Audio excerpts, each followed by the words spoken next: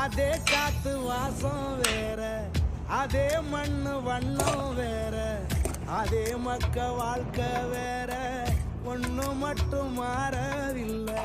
மத்த நாட்டு சுவையெல்லாமே ஒத்த வேலை உடைய போல, சுத்தமான நம்மூர் சுவையோ ஆத்தா தந்த உசுர போல.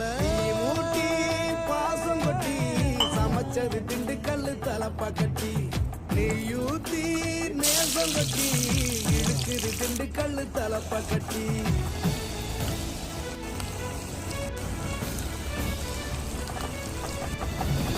ஊட்டி பாசம் கொட்டி சமைச்சது திண்டுக்கல்லு தலப்பா கட்டி, நெய்யூத்தி நேசம் கொட்டி படைச்சது திண்டுக்கல்லு தலப்பா கட்டி,